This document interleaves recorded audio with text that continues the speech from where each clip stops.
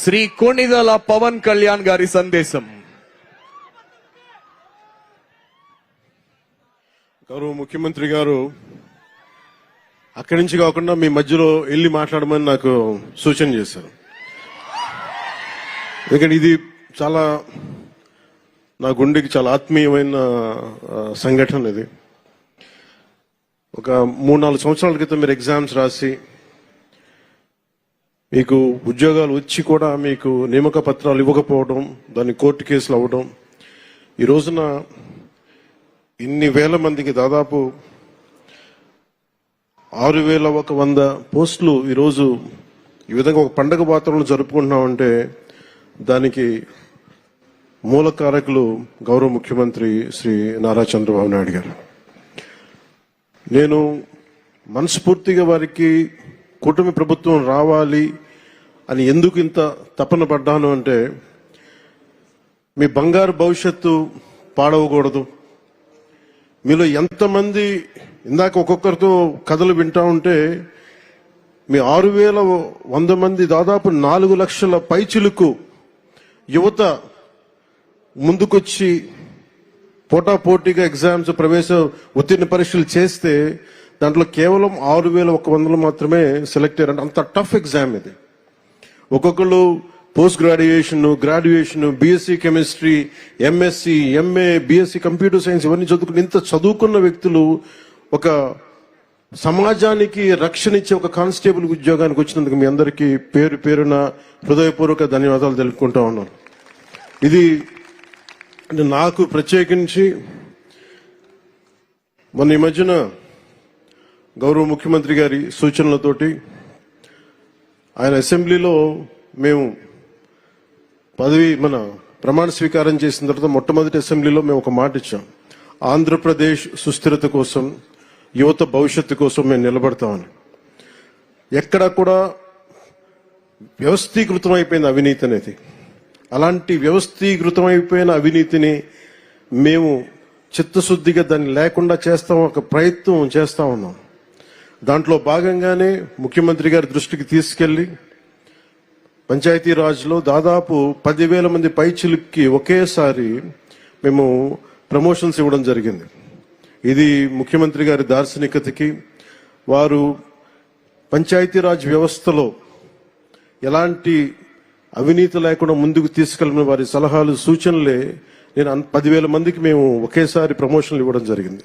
అదే కోవలో 6,000 మంది దాదాపు 4 నుంచి 5 సంవత్సరాలు అనుకుంటారు మీ అందరూ మీ ప్రవేశ పరీక్షలు రాసి నియామక పత్రాలు వచ్చిన తర్వాత ఇవ్వలేకపోయినందుకు ఒక 3 సంవత్సరాలు, 3.5 సంవత్సరాల విలువైన కాలం కోల్పోయారు అందరూ.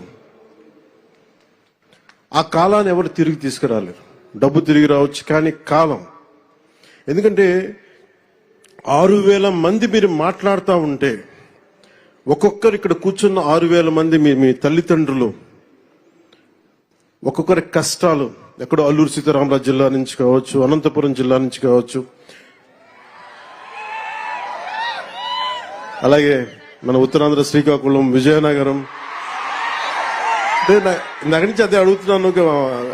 మన హోంమంత్రి అనిత గారిని, సోదరు అనిత గారిని అడుగుతా ఉన్నా, ఎందుకు ఎక్కువ మంది శ్రీకాకుళం, ఉత్తరాంధ్ర ఎందుకు ఎక్కువ చెప్పలేదు, మిగతా జిల్లాల నుంచి రావట్లేదంటే,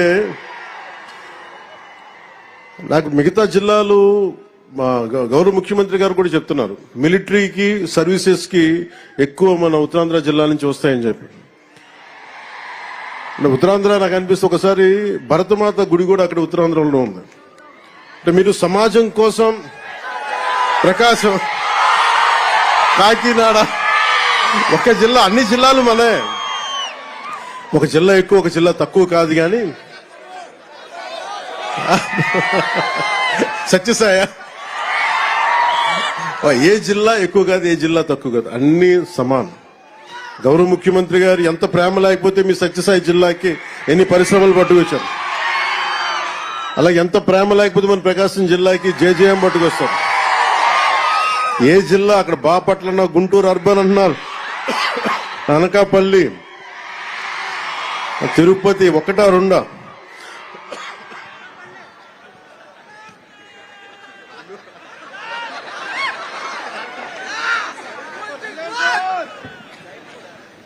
ఈరోజు ఇలాంటి పండగ వాతావరణం సందర్భంలో ఒక వ్యక్తి లోటు బలంగా తెలుస్తుంది. సోదరులు, గౌరవ మంత్రివర్యులు, ఐటీ మంత్రివర్యులు శ్రీ నారా లోకేష్ గారు లేని లోటు చాలా బలంగా తెలుస్తూ ఉంది.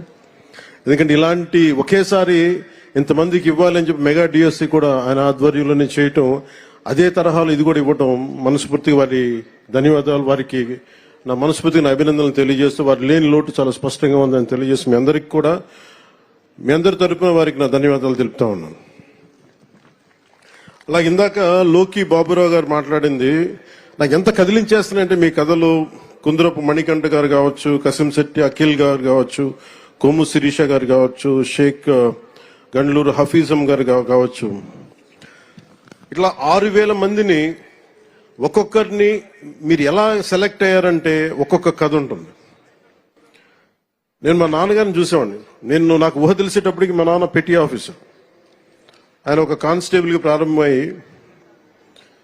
మా కోరిక ఏంటంటే మా నాన్న వచ్చిన ప్రతి ప్రమోషన్ మా ఇంట్లో పండుగ ఉండేది.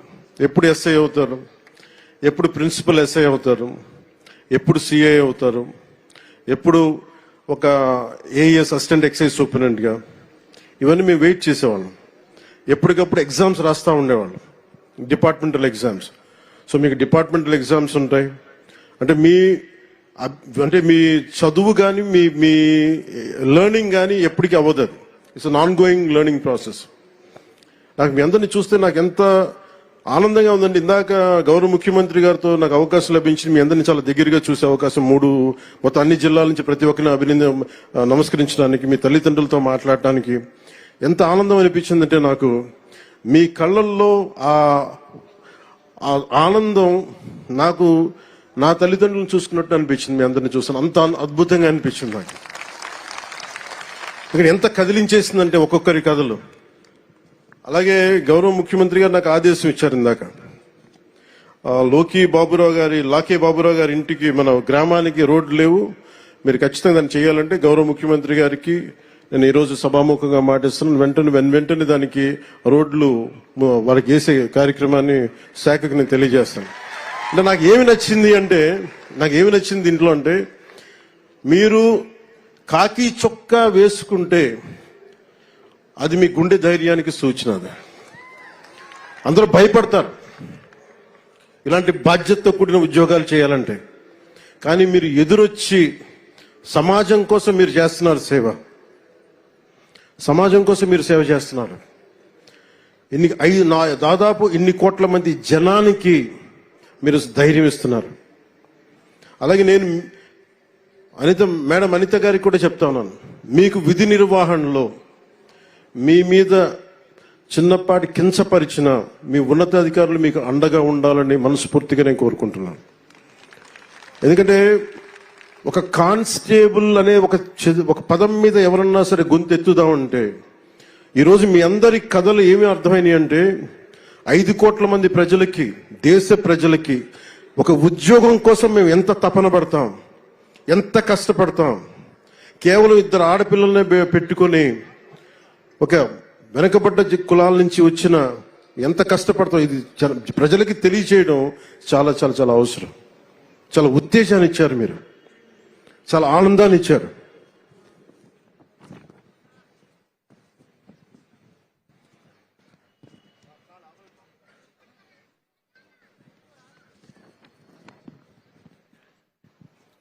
రెండు 2022లో కానిస్టేబుల్ ఉద్యోగాలు భర్తీ చేస్తా ఉంటూ ఆర్భాటంగా నోటిఫికేషన్ ఇచ్చారు. కేసుల రూపంలో న్యాయపరమైన చిక్కులు ఎదురైతే పట్టించుకోకుండా వదిలేశారు. ఉద్యోగ నియామకాలకు ఉన్న అడ్డంకులను తొలగించడం ఎలా అని కనీస ఆలోచన కూడా చేయలేదు. అర్హత ఉన్న మీరెంత కష్టపడి ఇంట్లో ఇన్ని కన్నీళ్లు కష్టాల మధ్య మీరు కష్టపడి వచ్చిన తర్వాత కూడా అర్హత ఉన్న ఉద్యోగాల కోసం మీరంతా ఏళ్ల తరబడి వేచి చూసేలా చేశారు. మీరు కోల్పోయిన 3 ఏళ్ల కాలం మేము తిరిగి ఇవ్వలేం, కానీ గౌరవ ముఖ్యమంత్రి గారు మీకు భరోసా ఇచ్చారు. ఈ రోజున కార్యక్రమం గౌరవ హోంమంత్రి గారి అనిత గారి ఆధ్వర్యంలో మేము ఉన్నాం. గత ప్రభుత్వంలో జరిగిన నష్టానికి మేము తిరిగి మీ కాలాన్ని తీసుకురాలేం, కానీ మేము మీకు అండగా ఉంటామని చెప్పి చాలా పెద్ద మనసుతోటి పండగ వాతావరణం చేయించిన గౌరవ ముఖ్యమంత్రి మన నారా చంద్రబాబు నాయుడు గారికి మనస్ఫూర్తిగా నా ధన్యవాదాలు తెలియజేస్తాను. కూటమి ప్రభుత్వం అధికారంలోకి వచ్చిన వెంటనే కానిస్టేబుల్ నియామకాలు ప్రక్రియ తక్షణం పూర్తి చేయాలని సంకల్పించింది. ఒక దృఢ సంకల్పంతో ఇందాక గౌరవ ముఖ్యమంత్రి గారు చెప్పినట్టుగా న్యాయపరమైన చిక్కులు తొలగించే పనిని చేపట్టింది. మీ నియామకానికి చట్టపరంగా ఎలాంటి ఇబ్బందులు లేకుండా చేసిన తర్వాతే అన్ని రకాల పరీక్షలు పూర్తి చేశారు.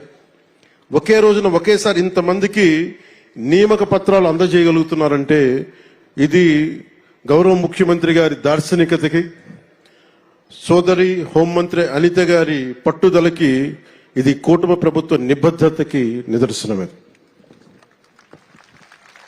6,100 పోస్టులకి నోటిఫికేషన్ ఇస్తే 6,014 మంది ఎంపిక కాగా 5,757 మంది ఫిట్నెస్ పరీక్షలు దాటి శిక్షణకి అర్హత సాధించారు.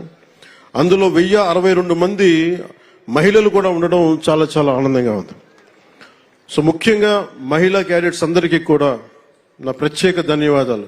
మీరు ఈరోజు ఎంత ధైర్యం ఇచ్చారంటే అసలు మీ అందరిని ప్రత్యేకంగా సన్మానం చేయాలి. మీ అందరికీ, మీ ఇంట్లో మీ తల్లిదండ్రులకి, మన రాష్ట్ర ప్రజలకు ఎంత ఉత్సాహం ఇచ్చారంటే ఒక్కొక్కరు ఒక ఝాన్సీ రాణుల్లో ఉన్నారు. మీరు అందరూ మాట్లాడుతూ ఉన్నారు. ఈసారి కానిస్టేబుల్ పోస్టులకి ఎంపికైన వారిలో 4,051 మంది, సుమారు 67% మంది ఉన్నత విద్య అభ్యసించిన వారు ఉన్నారు. 810 మంది బీటెక్, ఎంటెక్, బీసీఏ వంటి సాంకేతిక కోర్సులు పూర్తి చేస్తే 2,094 మంది గ్రాడ్యుయేషన్ పూర్తి చేశారు. 314 మంది పీజీ, ప్రొఫెషనల్ కోర్సులు పూర్తి చేసి కానిస్టేబుల్కి ఎంపికయ్యారు. మీ చదువు సమాజానికి ఉపయోగపడాలి. మీ సాంకేతిక నైపుణ్యం సైబర్ నేరాలను అరికట్టడానికి ఉపయోగపడాలి. ఈ నెల 22వ తేదీ నుండి సుమారు 9 నెలల పాటు మీకు నేరాల నియంత్రణ, అంతర్గత భద్రత, cyber securities, state of art technology తదితర అంశాల్లో శిక్షణ ఇస్తారు. రాష్ట్రంలో ఈ మధ్య కాలంలో కొన్ని ప్రత్యేక తీవ్రవాద జాడలు బయటకు వస్తా ఉన్నాయి. వాటి మీద కూడా మీరు ఒక దృష్టి పెట్టాలి. గత ప్రభుత్వ హయాంలో క్రికెట్ బెట్టింగ్, గంజాయి, డ్రగ్స్ వాడకం గ్రామ స్థాయికి చేరిపోయింది. ఇది సైబర్ మోసాలు విపరీతం అయిపోయాయి. ఈ మోసాలకి అమాయకులు బలవుతూ స్టేషన్ల చుట్టూ తిరుగుతూ ఉన్నారు. ఇలాంటి సంఘటిత నేరాల నియంత్రణపై దృష్టి సారించాలి. కానిస్టేబుల్సే మన పోలీస్ శాఖకి మూల స్తంభాలు. మీరు లేకపోతే పోలీస్ శాఖ లేదు, మీరు లేకపోతే జీవం లేదు, మీరు లేకపోతే గుండె ధైర్యం లేదు. చాలా మంది ఉన్నతాధికారులు నాతో మాట్లాడుతూ, ముఖ్యంగా గ్రే హౌండ్స్ గాని మీద యంగ్ కానిస్టేబుల్స్ చూసి చాలా మంది ఉన్నతాధికారులు కొన్ని సంవత్సరాలు నేను చెప్తా ఉంటారు, వాళ్ళని చూస్తే మా కష్టాలన్నీ మర్చిపోతాం, ఒకసారి వాళ్ళు మాకు ధైర్యం ఇస్తారని చెప్పి సందర్భాలు నేను చాలా సార్లు విన్నాను. సో కానిస్టేబుల్ ఉద్యోగం పోలీస్ శాఖకి మూల స్తంభం లాంటిది. సో నా తండ్రి కూడా కానిస్టేబుల్ గానే ఉద్యోగ జీవితాన్ని ప్రారంభించారు. పనిలో నిబద్ధతతో పాటు ఎదగాలన్న కాంక్ష ఆయనలో చాలా బలంగా ఉండేవి. కానిస్టేబుల్ నుంచి ప్రమోషన్స్ తెచ్చుకొని ఒక పోలీస్ అధికారి, ఒక ఏఎస్ఐగా స్థాయికి వచ్చారు. ఆ కానిస్టేబుల్ ఉద్యోగంతోనే మా అందరికీ ఒక జీవితం ఇచ్చారు, మమ్మల్ని చదివించారు. విలువలతో నిండిన ఆయన ప్రస్థానం నుంచి మేము స్ఫూర్తి పొందాం. సో మనకి ఇంత ఇచ్చిన సమాజానికి మేమేం తిరిగి ఇవ్వాలన్న ఆలోచనే నా ప్రభావం ఉంది. వారి ప్రభావంతో ఈ రోజున మేము ఏదైనా నిలబడగలుగుతున్నాం, ప్రజలకు ఏదైనా చేయగలుగుతున్నానంటే మీరు గుర్తుపెట్టుకోండి, మీలాగే మా నాన్నగారు కూడా ఒక కానిస్టేబుల్ నుంచి జీవితాన్ని ప్రారంభించి ఆయన స్ఫూర్తే నాకు ఈ రోజు మీ ముందుండే అవకాశాన్ని ఇచ్చింది. సో మీలో ఒకటిగానే నేను మాట్లాడుతున్నాను. మీరు ప్రజలకి అండగా ఉండండి, మీకు ప్రభుత్వం అండగా ఉంటుంది. పోలీసు ఉద్యోగం ఎంతో బాధ్యతతో కూడిన ఉద్యోగం. సమాజం పట్ల బాధ్యత, ప్రజలకి సేవ చేయాలన్న బలమైన కాంక్ష ఉన్నవారు మాత్రమే ఈ ఉద్యోగానికి వస్తారు. పోలీసు విధుల్లో క్రమశిక్షణ, నైతిక విలువలు, ప్రజల పట్ల సేవాభావం ముఖ్యం. ప్రజలకు ఎలాంటి ఇబ్బందులు కలిగినా, వారి హక్కులకు భంగం వాటిల్లిన అన్యాయం జరిగిన మొదటి గుర్తొచ్చేది పోలీస్ శాఖ. కిందాక అనిత గారు చెప్తా, ఒక కానిస్టేబుల్ ఒక కాకి డ్రెస్ కనిపిస్తే ఒక లేని ధైర్యం వస్తుంది ప్రజలకి. సో మీరు వేసుకున్న కాకి సమాజానికి రక్షణ కవచం లాంటిది. సో అందుకని మీరు మీ కాకి దాన్ని ఎక్కడా కూడా దాన్ని తగ్గించకండి. అందుకని దాన్ని దయచేసి దృష్టిలో పెట్టుకొని మీ కాకి ఈ సమాజానికి ఒక రక్షణ కవచం. దాని గౌరవాన్ని నిలబెట్టాలని మనస్ఫూర్తిగా నేను ఆకాంక్షిస్తున్నాను. మీ విధులు ఈ రోజున గౌరవ ముఖ్యమంత్రి గారు కోరుకున్న దాదాపు 15% ఆర్థిక అభివృద్ధి కావాలి అని మా అందరికీ చెప్తా ఉంటారు. వారు చెప్పేది కూడా శాంతి భద్రతలు బాగుంటేనే దేశాభివృద్ధి బాగుంటుంది, రాష్ట్రాభివృద్ధి బాగుంటుంది, రాష్ట్రం ఆర్థిక అభివృద్ధి చాలా బలంగా ఉంటుంది. ఈ మధ్యన గౌరవ ఉత్తరప్రదేశ్ ముఖ్యమంత్రి గారు కూడా సడన్ గా ఇన్ని లక్షల కోట్లు ఎందుకు పెట్టుబడిగా వచ్చినాయి ఉత్తరప్రదేశ్ కి యోగి ఆదిత్యనాథ్ గారు మాట్లాడుతూ ఉంటే, శాంతి భద్రతలు మేము బలంగా చేస్తున్నామే కాబట్టి మా రాష్ట్రానికి పెట్టుబడులు వస్తున్నాయని. అదే మాకు గౌరవ ముఖ్యమంత్రి గారు కూడా బలంగా సూచనలు ఇస్తా ఉన్నారు. శాంతి భద్రతలను ముందుకు తీసుకెళ్లాలంటే మీరు ఇందాక చెప్పినట్టు మీరే స్తంభాలు, మూల స్తంభాలు. అందుకని రాష్ట్ర బడ్జెట్ కూడా, రాష్ట్ర ఆర్థిక అభివృద్ధికి కూడా మీరే ఒకలాగా పిల్లర్స్ అవుతారు. ఎందుకంటే మీరు శాంతి భద్రతలను కనుక మీరు సరిగ్గా పర్యవేక్షించగలిగితే ఈ రాష్ట్ర అభివృద్ధిలో మీరు కూడా చాలా కీలకమైన భాగస్వాములు అవుతారు. నేను ఈ సందర్భంలో మీ దృష్టికి తీసుకొస్తా ఉన్నాను. అలాగే కొన్నిసార్లు పోలీస్ స్టేషన్కి వెళ్తే నాకు న్యాయం జరుగుద్ది అన్న ఒక ఆకాంక్ష అందరికీ ఉంటుంది. ఒకసారి అది కొన్ని సందర్భాల్లో కొంతమంది వ్యక్తులు వ్యక్తిగత ప్రవర్తన కొన్నిసార్లు చెడ్డ పేరు వస్తుంటాయి. దాన్ని దృష్టిలో పెట్టుకొని మీరు మంచి పేరు వచ్చేలా చేయాలని మనస్ఫూర్తిగా కోరుకున్న. అదే సమయంలో విధి నిర్వహణలో ఉన్న అధికారులకి ఎలాంటి ఇబ్బందులు ఎదురైనా ప్రత్యేకించి కూటమి ప్రభుత్వం, గౌరవ ముఖ్యమంత్రి నారా చంద్రబాబు నాయుడు గారి నాయకత్వంలో కూటమి ప్రభుత్వం మీకు అండగా నిలుస్తుంది. ఇటీవల ఒక గౌరవ మాజీ ముఖ్యమంత్రి గారు పోలీసు ఉన్నతాధికారులకు సైతం నేరుగా హెచ్చరికలు జారీ చేస్తా ఉన్నారు. మేము భవిష్యత్తులో వస్తాం, మేము చేస్తామంటే అంటే ఏ స్థాయికి వెళ్ళిపోయారో చూడండి. ప్రభుత్వ పోలీసు ఉన్నతాధికారులు కూడా బెదిరించే స్థాయికి వెళ్ళిపోయారు. ఇలాంటి మారాలి, ఉండాలి అంటే మేమందరం చాలా గట్టిగా ఉన్నాం. అదే స్థానంలో మీ మద్దతు సంపూర్ణంగా కోరుకుంటున్నాం. ఏ అధికారి కూడా, ఏ రాజకీయ నాయకుడు కూడా పోలీస్ అధికారులు కానీ ఒక పోలీస్ కానిస్టేబుల్ దగ్గర నుంచి ఉన్నత పోలీస్ అధికారి వరకు బెదిరిస్తే ఉపేక్షించదు నారా చంద్రబాబు నాయుడు గారి నాయకత్వంలోని కూటమి ప్రభుత్వం. చాలా చాలా బలంగా తీసుకుంటాం, దీన్ని బలహీనంగా తీసుకోం మేము. అంటే ఇచ్చే ప్రతి స్టేట్మెంట్ చాలా it will be keenly observed. అలాగే ఉన్నతాధికారులు కూడా మేము మీకు గైడెన్స్ ఇవ్వాలని మనస్ఫూర్తిగా కోరుకుంటూ, శాంతి భద్రత పరిరక్షణలో మన ఎవరం కూడా ఏ కులంలో పుట్టాలి, ఏ జిల్లాలో పుట్టాలి, ఏ రంగులో పుట్టాలి, ఎంత హైట్లో పుట్టాలి మన ఎవరికి చాయిస్ లేదు. కానీ ఎలా ప్రవర్తించాలి అన్నది మటుకు మన చాయిస్ ఉంటుంది.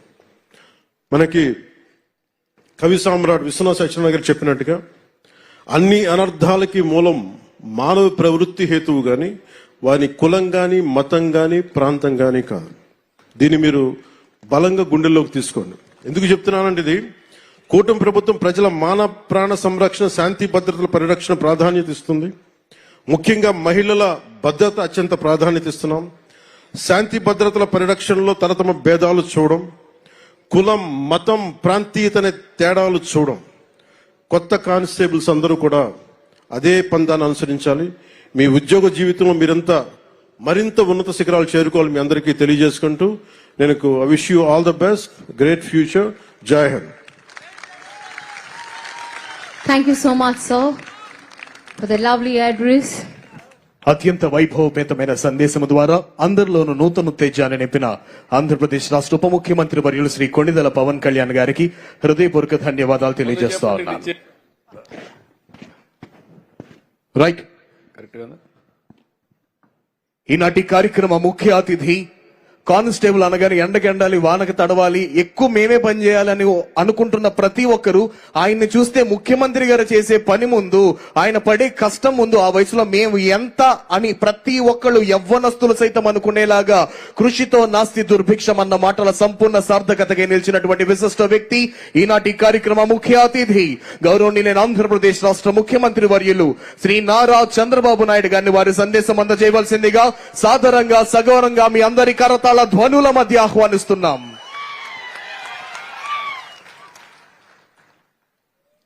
It is now my honor and privilege to invite the individual